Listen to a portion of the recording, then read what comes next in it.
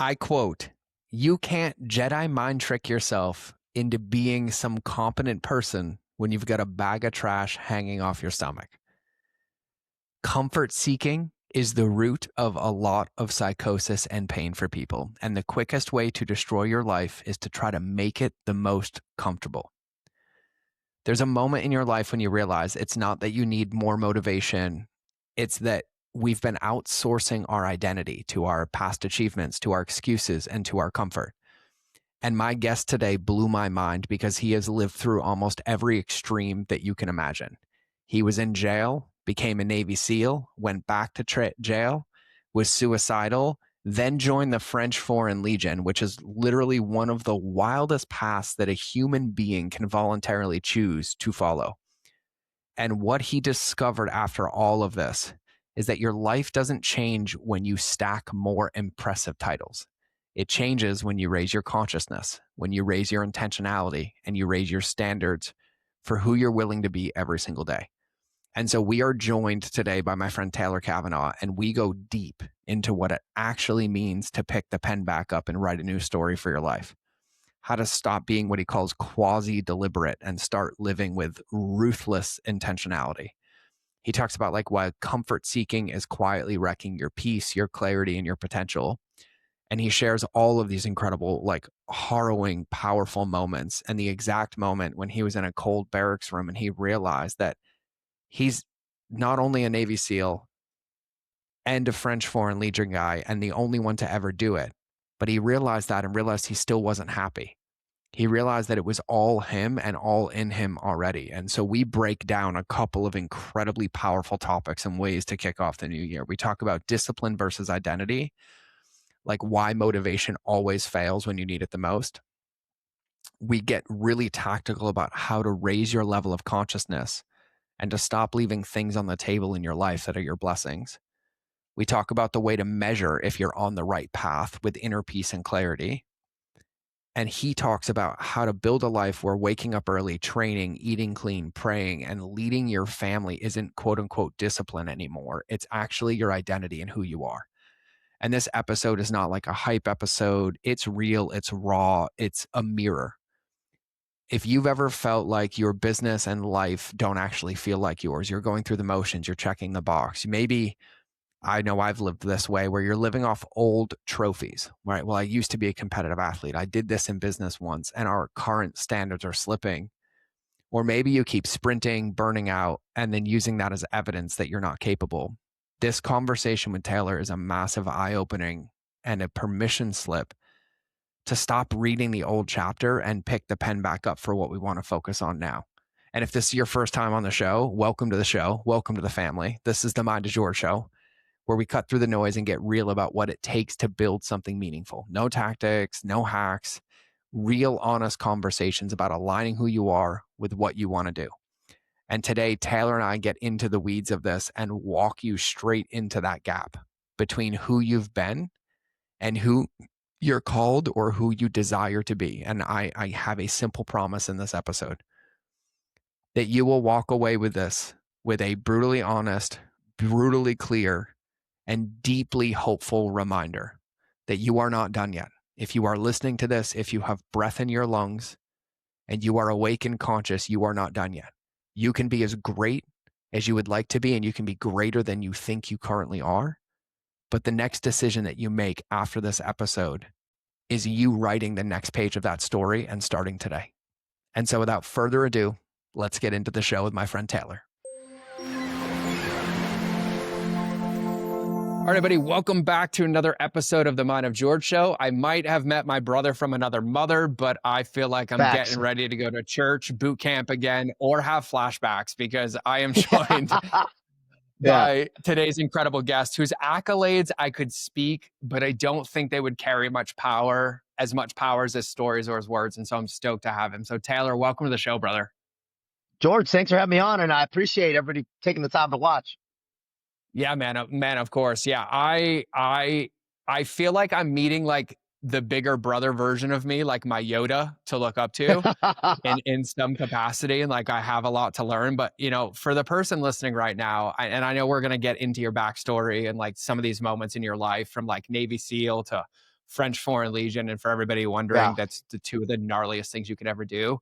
But, for somebody listening, you talk a lot about like mindset and perspective and all these different things. But if everybody listening actually took one thing or two things that you share with them today, what do you think is possible to be different in their life? A raised consciousness, this Mm, raised state of intentionality in in our lives, and recognizing that most of us are leaving on the table. All of us are. There's more to give. And if people if people taking the time to watch your podcast, obviously are types of people that want to have impact. And to have impact, we need to inspire, we have to be inspired. And it's my belief that you can't fully be inspired and design a deliberate life unless you're intentional about it. So that's that mhm, raising of consciousness, that raising of self-awareness, because true inner peace is to be self-aware. We have to be aware of our weaknesses, aware of our strengths, aware of what we actually want and how we present ourselves to the world. And so that's what I think people could take a few pieces away, is just a kind of raised state of awareness. I love the way that you said that. Yeah, and for anybody like who doesn't know, let me give a little bit of context. I'm gonna let Taylor dive into it fully, but for those who don't know Taylor, which I think every one of you should, and follow him on Instagram, we'll make sure we mention that. But you went from jail to Navy SEAL, back to jail, suicidal, French Foreign Legion. And so there is a Yeah. breadth of experience and things that you've walked in your life. And now, like, truthfully, when you talk about raising your level of consciousness or intentionality, now you basically teach people and embody like how to have a life of discipline and a Yeah. system to follow so that you can have peace and clarity and purpose. But I look at that of like summarized of like grabbing the driver's wheel of your life back and not Yeah. allowing the world to drive your car anymore. Is that fair? 100%. Picking the pen up and writing your story. To write an Oh, interesting bro. story that somebody would want to that somebody would want to read, man. Like Mm, I've failed at this many times, and the reason why I can kind of speak to it is because I was asleep for so long, and I would be quasi deliberate about what I wanted to do, but I my life didn't get better until I was deliberate about who I wanted to be. That was the difference. And that was the difference in my own happiness. I don't really like that word, but my own sense of self worth didn't get better until I was in that cold Foreign Legion barracks room, realizing I was still not happy. I'm the only late Navy SEAL, French Foreign Legionnaire ever. And now I'm looking, all right, what's the next thing to put a band aid on my identity to make me feel tough or whatever that is? And I realized, dude, this is a never ending pit. And then I just looked around. I went, oh, it's all me. It's all in me already. Yes, achievements are important, but that's not what's going to fulfill us. As you well know, you've mm, achieved measures of success, and it doesn't hit the mark. And so I had to fill my own cup first. And we can always talk about kind of how yeah. I did that or what I still do. And then so that self actualization could take place so I could transcend self and kind of, hey man, here's what helped me. Let me show you what I do, what's proven to work for me. And that's all I've been doing. Oh, dude, I have to call this out. You said something about picking up the pen. I've said this on this Yeah. podcast, but I said like my most miserable time in life was because I was scared to pick up the pen and write a new page because I was so comfortable reading the story that I'd already written. Damn, dude. That's what's up, man. I don't know if people know who Laird Hamilton is. He's a big wave surfer. But we train Yeah. sometimes together up at his house in Malibu. He does XPT training. And he said something to me in the sauna once that really stuck with me. He said, don't let your past achievements overshadow your future goals. Mm, And and I'm like, damn, I get the chills when I think about that, because how often do we all do that? Or if people have achieved, or whether you're a billionaire or have built businesses or have achieved things in military or just life, man, that's okay. You did it. What's next? And it's not this never ending pit of like, man, I'm completely fulfilled now as a human being and what I'm achieving. And I still want to achieve more so I can give more and be more. And this continuous evolution. And that's this positive forward progress. And it's just constantly trying to get better. Just a little bit more disciplined, a little bit more aware, a little bit more patient, a little bit more emotionally controlled, which I fail at still.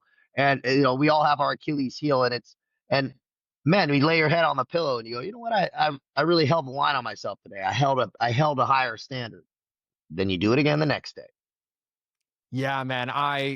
Oh God, there's so many pieces. And I love Laird, by the way. I know Laird. And what was that Yeah. line that he dropped again? What was that quote? Don't let your past achievements overshadow your future goals. Mm-hmm. And it's so true. How many people rest on our laurels? I know guys do it in special operations a lot. I don't ever want to have something I did be the most impressive thing I've ever achieved. And it's the quickest way to just start getting comfortable. And comfort is the root of a lot of it. Comfort seeking is the root of a lot of psychosis. A It's hundred this percent. comfort seeking causes anxiety because it's that authentic voice of God speaking to you, going, man, seeking comfort ain't it. And it's the quickest way Mm-hmm. to destroy our lives is to try to make it the most comfortable. It's a, Yeah. Have you it's ever a read, double edged have you ever sword. read, have you ever read Michael Easter's book, The Comfort Crisis? No, but I like the Oh, title. bro, I you like it. would love it. You would love it. Yeah. It's such a powerful read. Cause I think about it too. I love the way that you framed that. It's almost like me grabbing my varsity high school football jacket and putting it on. It doesn't fit anymore because like it Yeah. belongs in the past, right? But Yeah. I even think as like entrepreneurs listening to this, there's so many of us like just because I'm a New York Times bestseller doesn't mean the next book is automatically going to be one. It means I'm going to Yeah. have to put in equal, if not more, More effort into probably. the inputs to recreate that same result. And I Yeah. love that perspective is like not your meaning or your value being tied to the result, but more so being tied to the integrity of the inputs that you're giving it every day, right? And holding 100%. yourself to that standard. Yeah. The guy who loves the process is going to smoke check the guy who's just trying to do it for the results because Yeah. he's in it for the long haul. When you snap into this reality that this is just forever, I'm just a intentional that tries to get better and do better forever. And I'm not really, well, then what's the pace? Click into that gear. It's a marathon, not a track meet. I'll see this in Yeah. guys in programs, whether it be physical or other things, and it's gung ho at the beginning. And I go, and this may sound strange from a guy who's a coach. I go, slow down, dude. Yep. Slow, pump the brakes. I don't want you going to try to crush every workout. I don't want you doing that because I know how this ends. Too much. I go, yeah, because you're doing too much to sustain that pace. It's like a marathon runner sprinting it doesn't make sense. I go, dude, this is Yeah. forever. To understand how long that is, they go, life's short. I go, wrong. It's the longest thing you'll ever do. It's, Yeah. it's very long. I go, dude, so let's click into gear. There's no rush here. It's, that old Hmm. Zen proverb, the universe doesn't rush and everything gets done. You don't, a tree doesn't rush to grow. Things just Mm. happen consistently and forever. I think of it like lava, just kind of just going at the pace it's going. And yes, there's a sense of urgency, but never in a rush, right? The sense Oh, of, never stagnant. yeah, I love that. One of my mentors and dear friends, Jeff Spencer, he always said this. He asked me, and he's like, "Do you want to know the difference between somebody who wins a gold medal and somebody else who just gets to the Olympics?" And I was like, "Yeah." And he's like, "Temperance." He's like, Hmm. "It's being consistent, right?" And I say like people overvalue intensity and they undervalue consistency. And I love the way that Wow. you framed that Wow. I've because never heard it put quite like that. That the intensity versus consistency, right? And it's got to be yeah. accurate. Yeah, I like that. Well, and even for me, like my background, because I'm going to ask about your background in a minute, but I think about like the benefit of the Marine Corps and being in for 13 years and being a staff NCO was like everything was intensity, but I also only knew that one gear and nothing was ever consistent. It was this Yeah. fight. It was like feast or famine, fight or flight. Yeah. It was either I was sprinting or I was coasting. And he's like, no, bro, 70%. He's like, because you Yeah. can go forever when you're consistent in that nature. And Yeah. that's what really started to change it for me. And so I'm curious, because like for everybody listening, if you are unaware, if I had to pick, I don't know, two of the hardest things ever to really prove yourself and collect an accolade, it would be being a team guy, being a Navy SEAL, and then on top of Hmm. that, French Foreign Legion, right? Like two Yeah. of the most highly respectable things that I was like, yes, kudos. What was the moment, or was there like a series of moments? Because on paper, right, you'd achieved everything, right? You went Mhm. from what you were to being a SEAL, then you got out of the SEALs, which is considered, one of the greatest, and then had this moment of like, I'm going French Foreign Legion. But like, what Yeah. was the moment this clarity hit you? Or what was the distinction where you're like, I've done all these things, I've collected all these things, and yet I'm still, I would submit, empty on the inside? Yeah. I can almost put it to the exact moment. I was in a barracks room and I was about 2 years in to my contract in the Foreign Legion, and Ukraine kicked off. It was about 2.5 years. Ukraine kicked off, and people don't know about 10% of the Foreign Legion was Ukrainian. So I had a lot of Ukrainian homies, and we're talking about it, and I'm thinking, and some of them are going to fight, and I'm like, all right, well maybe I'll go contract over there, and I'm just thinking through mercenary work in Africa, and because I was still miserable, like I just felt Mm, not happy and not fulfilled, and it was at this moment where I'm thinking through these pieces, and I go, do I just keep going? I'm pushing late 30s at this point, right? In a barracks room. Nobody knows I exist. I had no social media. I'm off the grid. And I realized, what am I really doing this all for? Like, do I even really like this? Do I just go until I catch a bullet, which we had a homie go to Ukraine to do. And it wasn't that I was scared to death, and zero of that actually. It was, man, I want some autonomy. I want to live my life for once. If I want to go to the beach with my wife or girlfriend or have kids or make some money, right? All these things were like, I want to hit these wickets and prove that to myself and want some control over my life. And that's kind of where it started. And I go, well, when have I been the most happy? When I've been the most disciplined. So I looked around this mm, barracks room and I went, I have some time left here. I had a few years left. I said, well, I don't know what I'm going to do next. We'll just put that on the back burner. All I know for sure is I'm just going to be better now. It was out of need, really. So I said, I always knew when I got up earlier and was more disciplined, and I was in the Foreign Legion, so we would get up at 5:30 and running, but it wasn't enough. So I was getting up at 3:30. I was doing push-ups in the bathroom quietly to not wake people up, and I just felt better. It wasn't I was killing myself, but I just had a more deliberate morning. No phone, no email, no news. These types of things, and reading Stoic philosophy, more prayer. Started kind of diving into scripture and started just looking around going, man, what is people that are even difficult to deal with? What are they here to teach me? Kind of diving into this. I had no external controls. All I could have was the internal controls, the internal discipline. mm.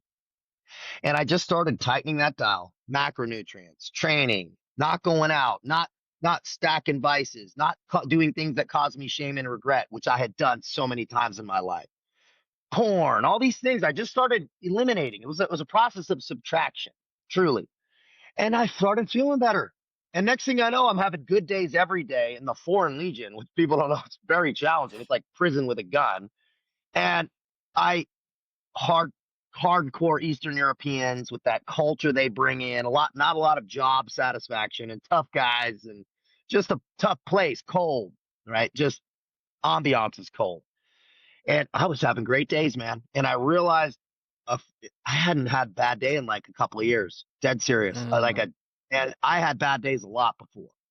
And I was like, man, I was suicidal in my truck just a handful of years ago, and now I'm having good days every day with nothing, making $1,500 a month, have 5 shirts and a pair of shoes and some uniform in a barracks room. Totally, that probably the happiest I'd ever been in my life. mm. That was the kind of the shift where it was. I went a little further down the road, but that was the moment where I started just being more deliberate and intentional about my daily habits. Mm. And it's put simply, and that was a game changer for me. Well, I love the way that you said it is, yeah, it reminds me of Viktor Frankl's book, A Man's Search for Meaning, like a psychologist in Yeah. a concentration Yeah. camp, right? And, how many of us, myself included, allowed our reactions to the world around us to dictate our behaviors and Ooh, yeah. habits rather than like you said, choosing to invest or input in ourselves with intentionality, right? You even said this earlier in the show where you're like, I was quasi serious, but it was more Yeah. so I was like fumbling or feeling my way through Yeah. life instead of like intentionally of like, if I want this meal for dinner, what Yeah. ingredients do I need to put in the oven and Yeah. bake Yeah. so that I can eat that for dinner, right? I'm a really Yeah. simple Marine, right? Crayon eater over here. So Yeah. I like to simplify it down. And then I love the way that you talk about it because, like I'm also not going to brush over the fact that you mentioned suicidal ideations, that you had Mhm. jail time, that you had Yeah. what I would consider in the world almost every piece of evidence to choose to be right, that like this is just how life gets to be. And Yeah. I think about all the people listening, myself included, who are like, oh my God, I feel that. Like, I don't feel like I'm living intentionally, or I don't feel like I heard this yesterday from a client. I don't feel like the life and business I have right now is mine. And I'm like, great. Wow. Yep. Yep. That's an invitation because, like you said earlier, the results, and I'm paraphrasing, but the results that we Yep. have are a Mm-hmm. byproduct of where we're spending our energy and time. And so for the person 100%. listening, who has like that down moment, or maybe their business isn't where they want it to be, or their relationship isn't wanted to be, where's the best place for them to start? Is it like shifting their mindset? Is it focusing on their body, or is it creating structure and like daily habits? Like, where does somebody to begin to go from that? Like, I'm not happy where I am, yet I don't know where I want to go. Like, where do they Yeah. start? The first, it's self-awareness. First, you have to really Mm. understand what your goals are, right? If we don't know what port we're sailing to, no wind's favorable, right? Forget Epictetus or somebody said that. Can So you say that true. again? That was so good. If you don't know what port you're sailing to, no winds are favorable. I Mm. believe it was Epictetus. People can correct me in the comments if I'm wrong, but that first, so that getting clear what does success look like, because the big mansion on the mountain is a different path than a teepee on the beach in some tropical island. They're different. And I'll give you an anecdotal. I'll give you an anecdote here that Austin Hancock, he's a real estate guy. Would be good to connect with you. Prior Marine, also very successful Mm. dude, all tattooed. And he said he had a business in Oklahoma building custom homes, very successful. He goes, I always in my head thought that's what you're supposed to do. You get the name on the building with all the employees, and you're going to be happy. And he realized when he got all that stuff, he goes, now I'm stuck here. What he really wanted was financial freedom and freedom of movement. And so Yeah. he still's got the business, but he had to kind of, shelf it and move the responsibility to somebody else, and then moved his family out to San Diego, and he's doing other stuff. But he just realized that is it somebody's idea of success, or is it your idea of success? So that's the Mm. first piece. Then understanding, what are you scared of? What are you, where's the friction? What are you fearful about? First, 100%, you got to be physically confident. It's very hard. You can't Jedi mind trick yourself into being some confident when you got a bag of trash hanging off your stomach. Just facts. You can't, because that's not your highest self. That's not where you're meant to be. God doesn't want you showing up to the pearly gates having lived in gluttony, thinking you're Jedi mind tricking yourself. It's not. So it's being aligned, truly aligned. So are you scared of tracking your food? Do you think it's too hard? Guess where? You need to start there, right? Or you're like, well, I don't really track my food. I don't really want. Well, guess what? That's probably what you should do. Are you afraid to start that business and build that business plan because you think you can't figure it out? Well, guess what? That's probably where you need to put your energies. So it's understanding where the fear is, usually where the procrastination is, and that is the obstacle's the way, as Marx really Mm. said so well. Mm. The obstacle's the way. Where's the obstacle? Where is the area of glaring awareness that is your authentic voice, that higher voice is talking to you, going, hey, you should cut out the drinking, you should cut back on the daily whatever, or clean up your morality, whatever it is. It's kind of that you're just not doing. Why not? I'm not saying forever. I say put it down for a while, give yourself some space, and watch what happens. And it's doesn't need to all be fixed right away. Matter of fact, it shouldn't.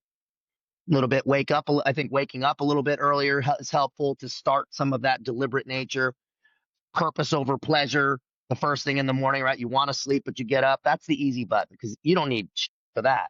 You could be dead broke, living under a bridge, and still get up earlier and be more mindful in your morning. So start there. If for everybody, I think it's better. And and then addressing the other pieces, right? The pillars: family, faith, fitness, finance. As a lot of people say, those pillars are they can all be strong. And what area is the weakest? Let's focus there first. And then let's kind of start. And then that is a lifelong process of re-stabilizing, remortaring, and it's never done. And so, but once you get them pretty stacked and you get a system and a blueprint that works, next thing you know, man, I feel better, right? I feel better about myself and what I'm doing. And usually, as I'm sure you've seen, George, and with your clients and yourself, when we get right, amazing. The bank account seems to get right.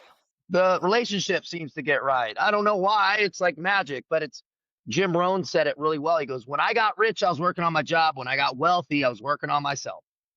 Yeah. Start there. Oh man, we're gonna unpack those pillars in a minute. I'm gonna play devil's advocate for a minute because I feel like Let's I do it. can. I know there's a lot of people thinking, well, I just need more motivation. I just need more motivation. Yeah. And I have my own stance on motivation, but what is your belief or story or synopsis of like why motivation isn't enough? Well, motivation is going to fail you, but it's nice. It makes it, all right, it makes things a little easier, but it's going to fail you when you absolutely need it.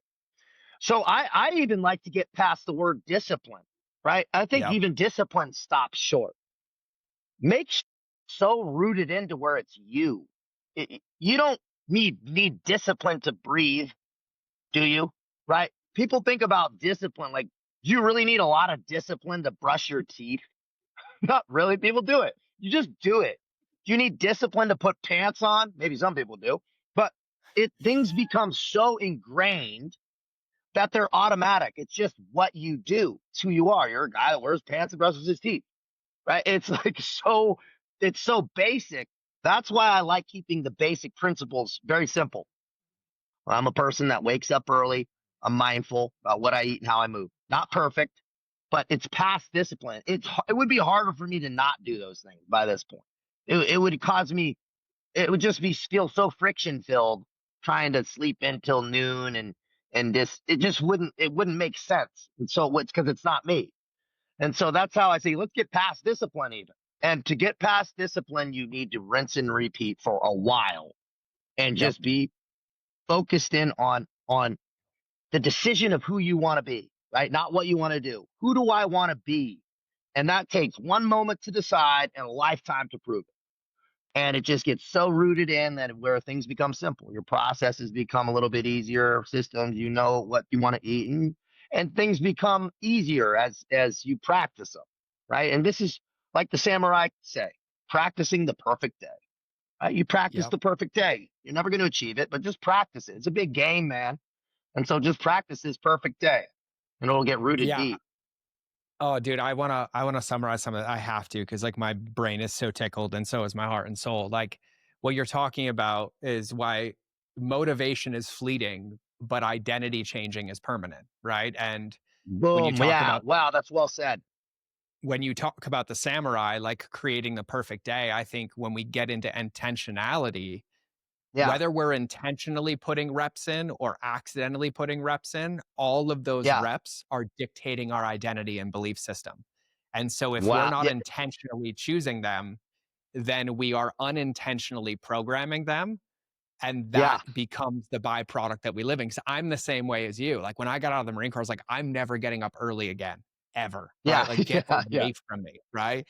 And now, without fail, no alarm, I'm awake in the morning. And if I try to lay in bed, it's like this just doesn't feel right. But it's so Yeah. ingrained in me and I don't have to go like run up a mountain. I just get to wake up and pray. I get to read my Yeah. Bible. I get to do things, but it's like squeezing the juice out of life because all those reps were put in. And so I'm curious from your perspective, because you also coach people, you've done this, you've lived this. Hmm. Where do you see most people get stuck when it comes to trying to change, right? Like one of the things I see, we said it earlier, is they'll sprint really hard, but then be inconsistent. And that becomes more validation that they can't do it, right? That's one that I Oh, see all the yeah. time. right? What are some of the I other get places you see people get stuck? Yeah, I get frustrated. I want to shake people when I see so much potential in guys and they just go, well, man, I told you I just wouldn't be able to stick to this. What? You're making the decision, right? They have a saying in SEAL training: those that made a decision to keep going and those that made a decision to stay both just made a decision. Don't overcomplicate this, right? It's nobody's holding a gun to your head going, well, I can't get up early every day. I told you. Well, then do it tomorrow. Well, I don't, stop overthinking it's this negative reinforcement and then and go and stop saying it, right? Stop. Words have power. We're spelling. That's why they're called spelling with words, right? You're casting spells, man. Be careful how you speak. And I go, no, you can do it. And I'm not like the fake motivation guy. I go, dude, you will do it. Just get up tomorrow. You might fail. Who cares? Do it again the next day. Just keep going. And then sooner it will get better. But also, I'll tell you where people fail, George, is when that feeling of euphoric growth stops or slows. You start on a new program and you're feeling good and everything's right. And you're like, man, it's feeling good. And they go, man, I'm just kind of losing a little bit of, juice. I go, so? It doesn't, who cares? It doesn't matter how you feel. That's the piece that people, who gives a shit how you feel, whether you're sick or not feeling it or whatever. And that's that motivation piece. The feeling part is feelings are very futile and they will mislead you. They will lead you down a bad path. And so I go, it doesn't matter how you feel, just do it. Doesn't have to be some barn burner workout. Doesn't have to be some perfect day. I go, but just keep kind of staying on the path. And this is how it is. It's not like this. You're not a robot. Any big skyscraper is built with sway. So Hmm. it's actually strong. That's how I think any good plan you have to be adaptable. That's why special operations are good. You're adaptable. You're not some strict, hardcore thing that can't budge, not the immovable object. Plus, it's life. There's external things. If you can't bend and sway with the happenings of the world and yourself and your hormones and their hormones and over there and all these things, then you're actually pretty weak. You're going to break apart. And I think so and I think that this expectation's a different thing too, is expecting perfection. Dude, you're not perfect. You're not Jesus Christ floating on water. So stop expecting that. And when you fall short, you're like hammering yourself. I go, dude, who gives a shit if you messed up a meal? I don't care. I'm not the guy that's going, hey, dude, lock it on. I go, so just do it tomorrow. Do it right tomorrow. It doesn't matter because once again, we're talking about aggregate drops in the bucket. Over 30 years, that meal doesn't matter. And also you're not going to lay on your deathbed thinking about it.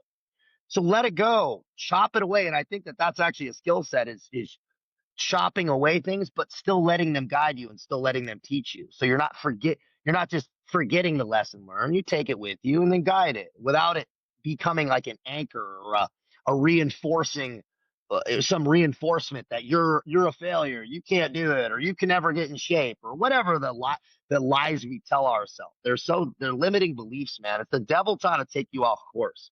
It's such Oh, bro. And we all do it. Oh, And I do it to myself, Dave. So it's like, that's why I still work through it. I'm not perfect piece in glass. And that friction keeps us sharp. We have to have a little bit of it and navigate with it. It's not something that's ever going away. So allow it to be and just navigate past it. yeah, man.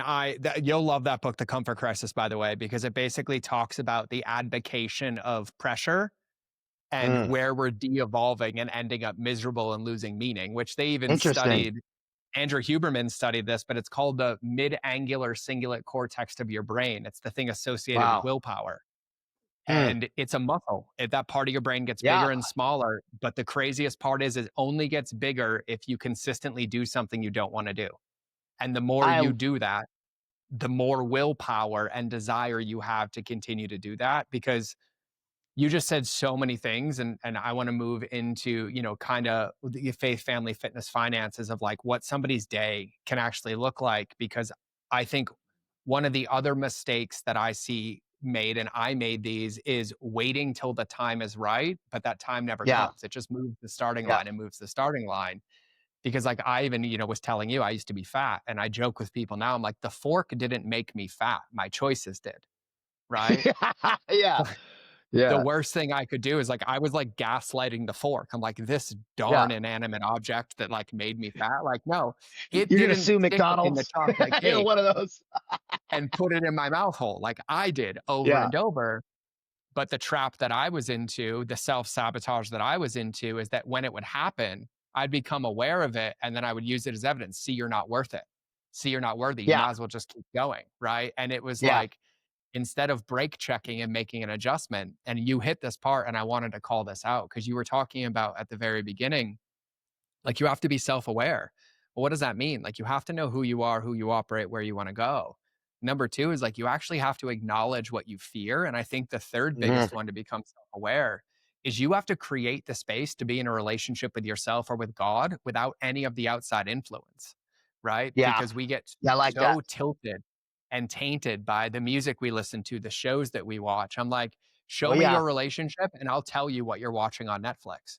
Right? Like Yeah. it's really, Yeah. really Yeah. easy because we start to Yep. emulate it, right? Like I don't listen to country music anymore because I don't want to lose my truck or my dog to die. So I listen to faith-based music because Yeah. if not, I'm going to create that. And I think it's so powerful. But I also realized my self-sabotage was overcomplicating, Yeah. delaying and avoiding. And underneath Yeah. it, it was because you said this, I hadn't shift my identity. I hadn't faced my fears. And like one of my fears is like, I'm not worthy of this, right? I was a monster Yeah. because I was in the Marine Corps. And how does the guy who was homeless and a drug addict and cause all this pain, why Yeah. does he deserve these things? But the moment I started Yeah. facing those fears and truthfully invited God into them with me, he's like, not true. Right. And I joke with Yeah. people too, like, the devil doesn't need to get you not to believe in God. He needs you to distract you from your relationship with God, right? 100%. That's at the end of the day. And you talk about this all the time. And so I'm curious now because you hit those buckets and like maybe it's how you live your life or, the things that you coach people in. But what are those buckets that people should be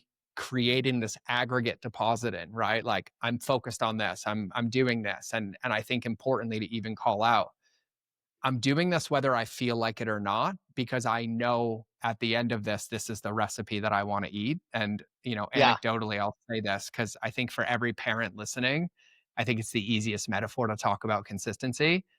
I have a Mhm. son who's 8.5 and a daughter who's 20. You have a daughter who's 9 months. Yeah. I can't remember a moment when I hadn't slept in 3 weeks and he was crying at 3 a.m. where I'm like, I'm so excited to get up again and go in his room. Yeah. Yet every single night I was in his room and holding him. And so it Yeah. wasn't based on how I felt, it was based on Yeah. how I wanted to feel in the future. And Mhm. so you had said that, and I wanted to tie that together. But when you think about these buckets, right? Like, what's the ideal day look like? It's not intensity, Yeah. but it's intentionality. Like, what's that day look like for you? So I like to, because first I'll kind of set the stage of where I failed before and what I Mm. learned and why I take that into my day now. When Oh, I on love that that. 2 year gap, when I was out of the SEALs and then was about to go to the Foreign Legion, where my life fell apart. I was working for a venture capitalist. We were building a cannabis distribution company. I was pitching decks and raising money for other businesses. I'm in a high rise. I'm his right hand man, right?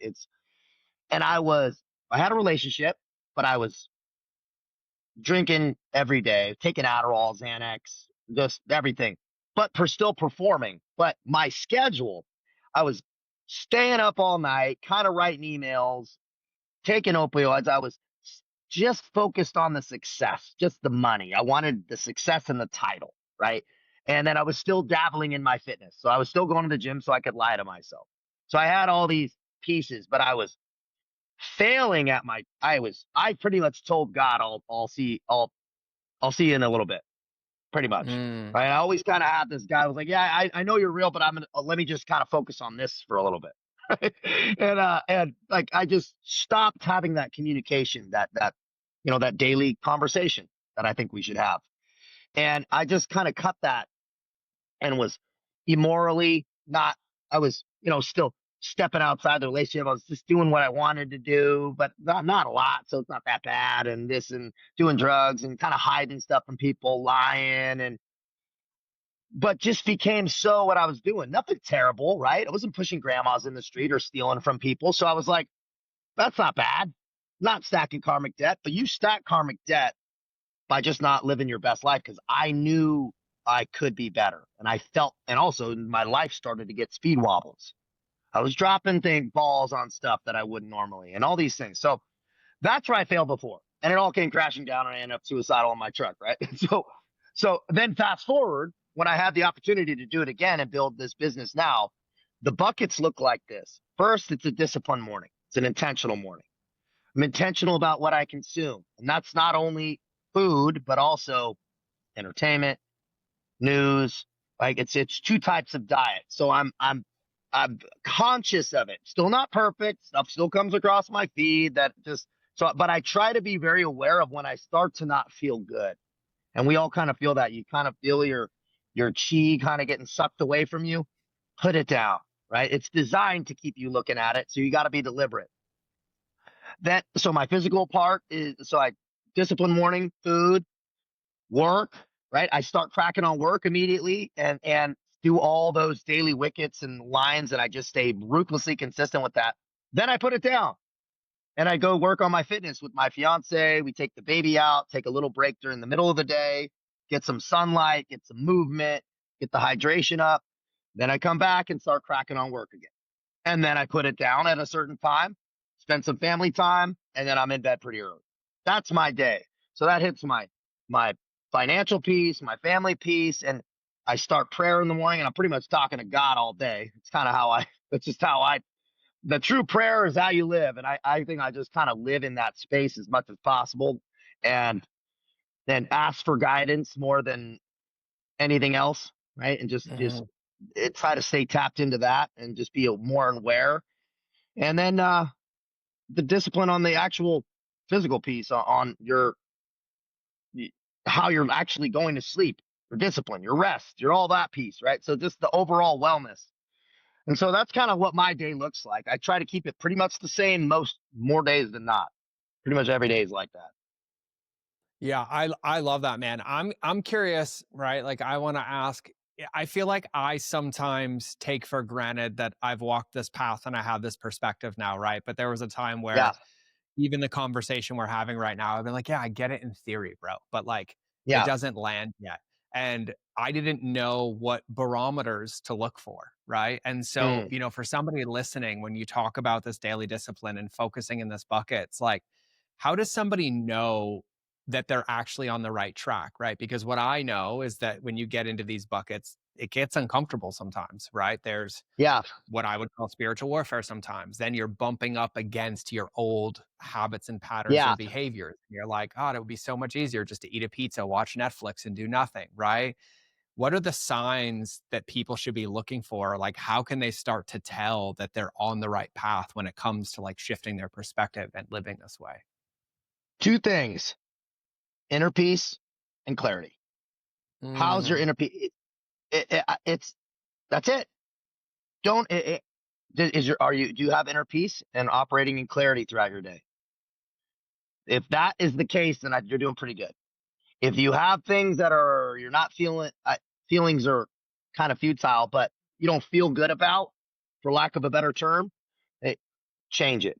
Identify the thing. Pick one thing. What don't you feel good about? You're like, yeah, I wasted a lot of time, whatever, watching some TV and kind of ate like.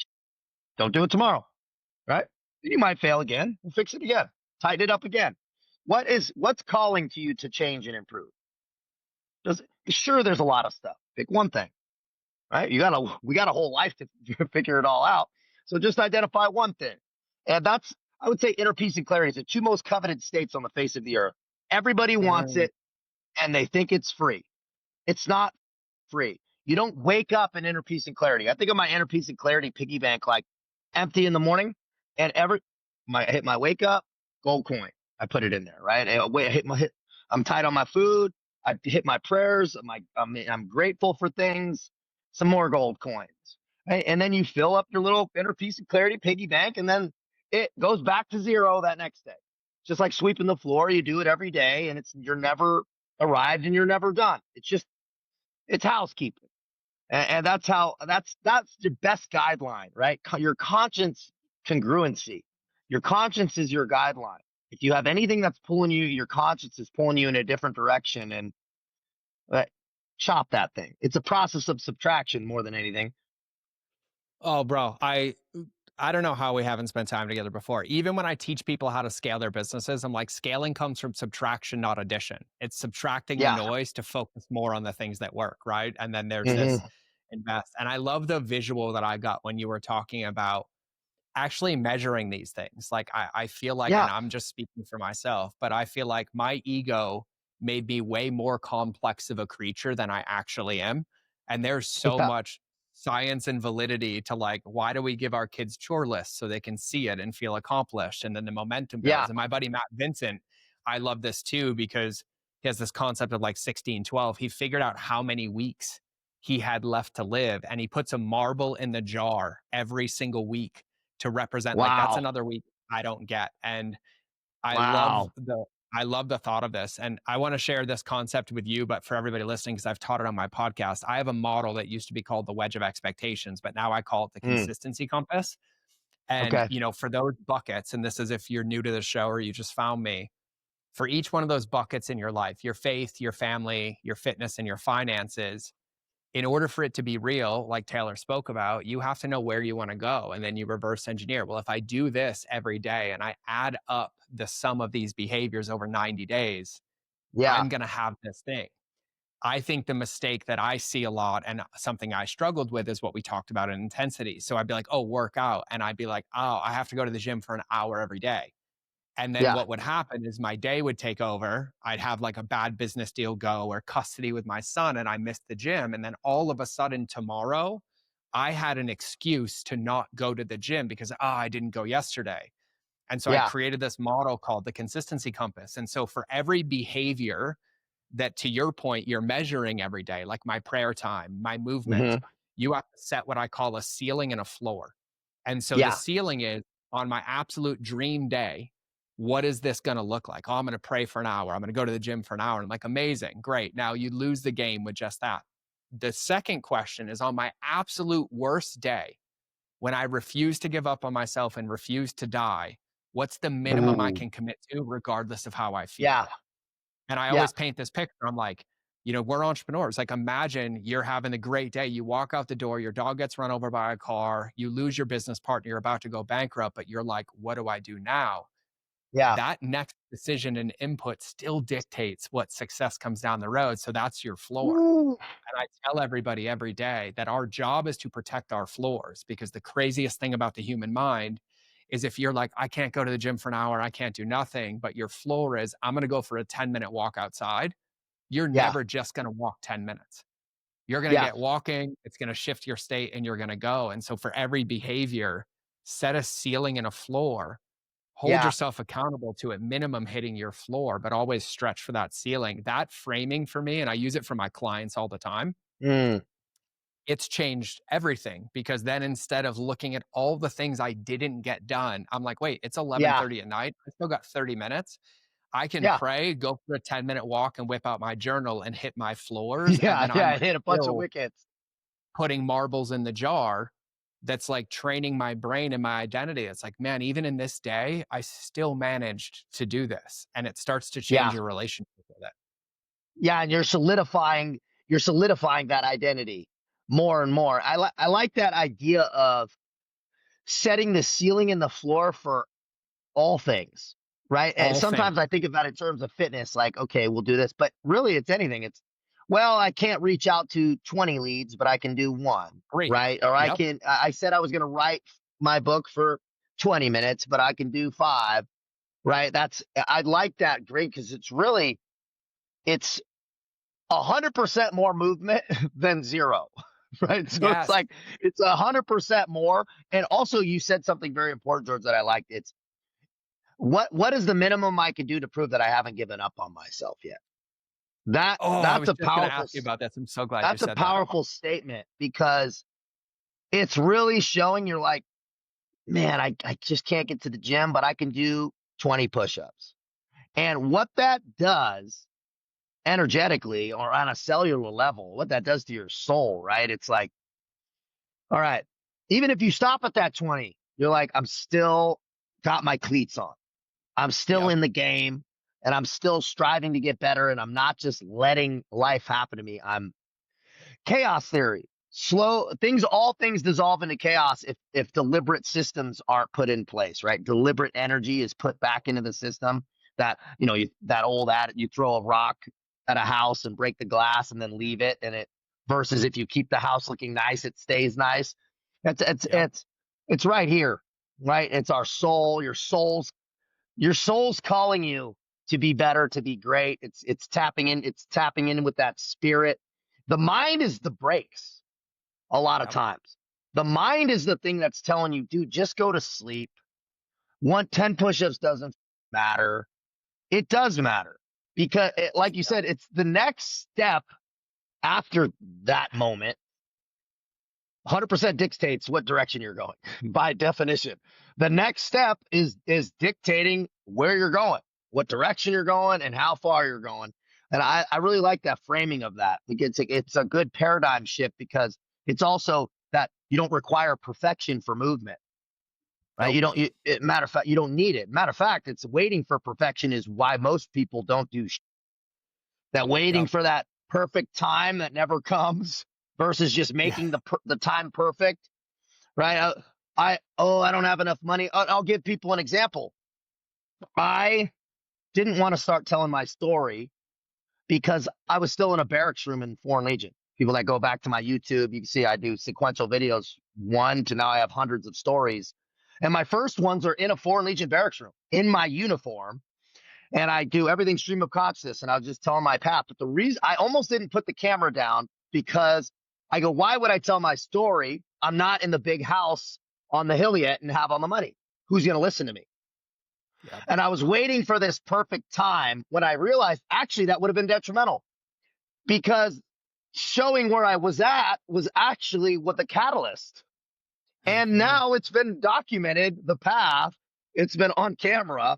Now I live on a house on a golf course in a gated community, right? And I was in a Foreign Legion barracks room less than 24 months ago, 22 months ago. And if I would have waited, maybe that opportunity would have been lost, right? Or would have been waiting for the perfect time when it's just all our limiting beliefs. That's all. It might not even be right. It probably isn't right. Yeah, man. And that truthfully, that concept, my consistency compass, I started using that in business before I used it in fitness, but I learned it because I was telling you before, when I lost the 100 pounds, that's when I created that model. And just so everybody knows, Taylor and I train at the same gym. I used to live where he lives now, so I would go to this gym. Yeah, But small world, man. my ceiling was no matter what every day. My ceiling was I'm going to go to Metroflex and I'm going to train for an hour. My floor was no matter what by 5 a.m. I'm parked in the parking lot. And over 30 days, there were 4 days I didn't go into the gym. I sat in my Yeah, car one day, I cried.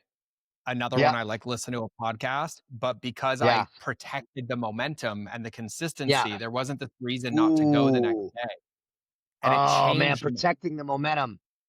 it changed my life. And so even with like clients, like even on this podcast, I still do this to this day where like every week my goal is to record 4 to 6 podcasts. So my Yeah. day is broken down, but my floor is to outline 3 ideas so that Mm. tomorrow I don't have to think about it. I can hit record if I didn't feel like recording today. And so it's Yeah. always taking these like micro bites. And like I look Yeah. at it like laying a brick.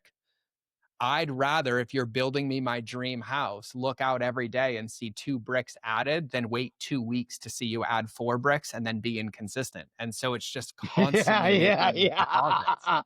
Dude, right? that's a really Like, good point, man. You don't think of it like that. Like you at least are seeing progress out your window, and you're like, all right, it's yeah, moving. Yeah, it's it's moving. You're like, what moving. the hell's happening? No, how do you think God feels? Right? Watching, going, nothing, zero, Hmm. Hmm. just nothing, because you think it needs to be perfect. It's kind of funny when we think about it from an outside perspective looking in. Like, oh no, Yeah. that it's a little cloudy out. I think I might have missed the gym, dude, you know? It's like, Yeah. It's so even me, like I just picked up a new hobby, right? I'm really good with rifles, really good with pistols. I picked up compound archery because I want to go bow hunting with all my nice. buddies. And so Yeah, I bought this bow because I shot them and they're so much better than me. And they're like shooting like once a week. So every night I open my door and I shoot at least 20 arrows a night. And nice. in the span of like 3 weeks, I went from everywhere to like holding like 1 inch groups, but it's only 20 shots a night, following the Yeah, mechanics, hitting the drills. And they're like, wait, what have you been doing? And I was like, oh, dude, it's just like 15 minutes a day. It's just these yeah, consistent deposits over and over. And you called me out on this. You called this out, and I want to ask you about this because I look at, you said this earlier, and I can even tie this biblically of like, there is no finish line. And the finish line hmm, trap is the biggest misery bucket ever because you lose all yeah, meaning, you lose all purpose being attached to the result. And when I was talking about my consistency compass, you're like, yeah, and it gives you evidence that like you're not giving up on yourself. Like, what do yeah, you wish more people understood or believed or thought or felt about like actually not giving up on themselves? yeah. Is that you can be much greater than you think you can. Hmm. Because once again, your brain is the brakes. You have these preconceived notions, these biases of who you are. Challenging that, challenging your identity of yourself. You know, you're a clumsy person. No, you're not. Why? Right? Maybe because you told yourself that your whole life. And here's and the finish line paradox. Some of the most challenging but rewarding clients I've worked with are guys that sold businesses for a lot of money. Yep. And you'd think that they've won the game, have the farm and the house in town and a bunch of money in the bank. And next thing you know, and I've heard this a lot, they're like, it's noon. I guess I can have a martini, right? Nothing, because there's no, why not? I can, but just because you can doesn't mean you should. And then that continues on, and then that fire starts to get extinguished. And so getting guys momentum, and it's so to answer your question specifically, it's you're not done yet. What's the next thing? And if you've achieved everything in business you possibly could, well, how much can you give back now? You've been down the path. Now you turn around and show other people the way. That's it. It's Mhm. the self actualization, the transcending of self. Have you transcended self yet? Have If not, then maybe you haven't self actualized it yet enough yet, and you're not at that point. So start self actualizing to the point where you go, you know what, I have some things figured out, not all of it, but some stuff, and then the giving back, because there's really no true purpose until you start giving back. It's not self actualization until the grave. I think that's all. That's just not the design. It's not what we're for. It's not definitely not where we get fulfillment. You can only wear so many watches, right? And I think people that have been there, they know they're like the call. It just doesn't move the meter anymore. The money isn't Mhm. the money isn't. That's not what it is anymore. And so people, I'd say, have this misunderstanding that there's no rush and you're never done. So what are you all about? Who are you? What are you actually all about? And what are you actually proving that you're all about? You just wake up and kind of float through the day, or are you being deliberate about what you want and who you want to be, and the respect other people have for you in your life? Well, they're like, damn, that's my dad, dude, right? Or that's my Mhm. mom. Like, wow, that's my mom. Like when you're laying in your deathbed and people are watching you, are they like, that was an amazing man? That Mhm. was my mother. Like that was an amazing person. Just tons of people. You know that should be the standard. Is how much better you've made other people's lives. Like thank God this person was alive. Like it changed my life. That's that's if that's not the standard, I don't know what should be. Right? Die with the most toys. Right? It's like the Yeah. nobody thinks that's greatness. Right? I mean, the greatness is in the impact you have. And so I would say that people watching, challenge yourself. Like, are are you really making enough impact? Are you on the path to provide impact or to create impact? If not, then what does that look like? And everybody's got their area of expertise, right? Everyone has something that they can offer that they're an expert at, especially people watching this podcast. right? Mhm. And so and do you feel good doing it? Does it relight that mojo a little bit? Because that's what we really want.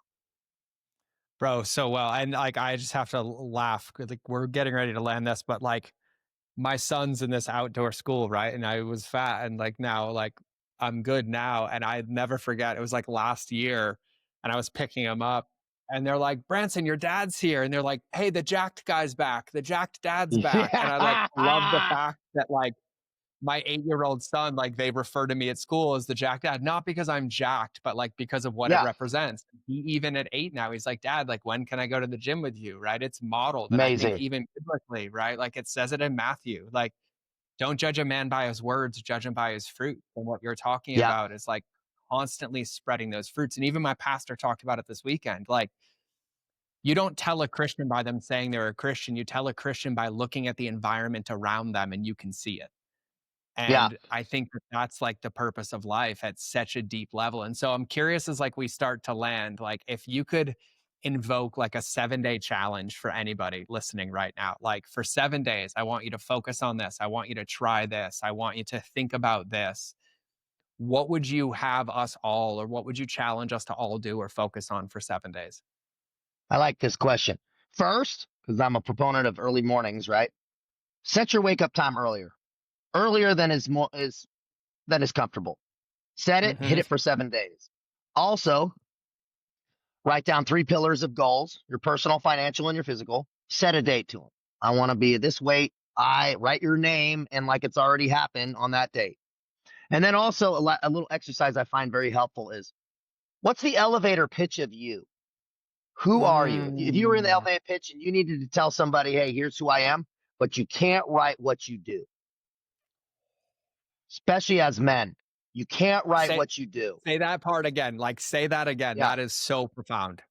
Writing down a paragraph, the elevator pitch of you, 2 3 sentences, 5 sentences, something along those lines of who you are, and you can't write what you do. Uh, that is a great place to start because that is your divine. That's who you are. The external validation, the titles, the this, the that, it's all brilliant, especially if it can be taken from you. I found that in the military, right? The badge, the uniform, it's not you. Everybody puts it down. And so identifying yourself there, business owner, whatever, that's not you, right? It's a much deeper thing. And writing that down and getting clear of who you are without writing what you do, it's a good place to kind of start to reinvigorate this deeper push that we're talking about. Bro, that is profound. I literally feel like we might have been separated at birth on different timelines. But I'm like, I could talk I to you believe it, all man. day. We got a Uh, crazy amount of overlap, dude. Synergy. bro, it's mind blowing, and I love it. Like I'm so grateful, and I no matter what, I gotta have you back for round two, anyways. But Yeah, I'd love I to. just yeah, man. Would you mind sharing with everybody your Instagram as well? Because everybody, I consume his Instagram as well, but it's the best place to connect. And like at Yeah, minimum, my ask of everybody is do at least one of these three things, right? Like yeah, set your floor, like I'm going to pick one and earn the right to get into the rest of them, but also tell yeah. him, like, hey, I did this, or That'd be cool. DM him the elevator pitch of you, or Yeah, let him know like what you felt. Cause I think the one piece I would add is like set your alarm to where you're uncomfortably getting up early, but then notice after 7 days what's changed. Like, yeah. notice how much more time you feel or Very how good much more point. intentional you feel, Yeah. right? Like, Measure the difference. What we don't measure doesn't get managed. Measure the yep. difference. Yeah. And so would you mind sharing your Instagram with everybody? Yes, TCAV official. One word, TCAV official. I'm Johnny on the spot with those. I don't have other people manage my social media, so that'll go directly to me and I answer all DMs. Or if you're not on Instagram, my website, taylorcavanaugh.com, that contact form goes right to my personal email. Bro, and I'm gonna make sure I have everything linked in the show notes. And when we drop this episode, I'll have them tagged in clips and all of those Cool, things. man. And I know we got to wrap, but I have one more question. It's where I end for the right people. I want you to imagine everybody listening to this forgot absolutely everything we talked about. They got Men in Blacked hard. They have amnesia the Yeah. whole episode, but you have the ability to tattoo some wisdom in their soul right now that they take with them forever. What would your tattoo wisdom for everybody be? Be intentional. Mm, about who you want to be, not mm, necessarily what you want to do. mm. Yep. I couldn't have said it better. I think that's the perfect bow. And so, for everybody listening, let this be your permission slip, whether it's from Taylor being in jail or having addictions to achieving these things and then hitting reset in his life just 2.5 years ago to realizing you've never actually faced your fears and ask yourself what you're afraid about, or you Mm, don't know the vision that you're building, or you realize that you're semi intentional in your life, but it's missing that last pit because you don't yeah. feel like you're worthy. To, I've never asked myself where I want to be down the road, or I've Hmm. never actually tried changing my identity, or I've been building my life or my business for what everybody else's version of me is instead of mine. Whatever the thing Yeah. was that landed today, there's a reason it landed, there's a reason it said, and there's a reason it tickled you in that moment. And as Taylor said in the middle of the show, that thing that you're thinking about in this moment, that's the thing to go take action on because there's a reason it resonated with you.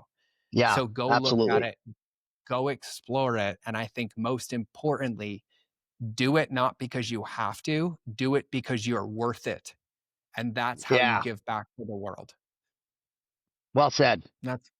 That's what I got for today. And so, brother, just thank you from the bottom of my heart for coming on the show, for sharing time, for collaborating, for being you and being the embodied example. Like, I'm just grateful to get to spend this time with you.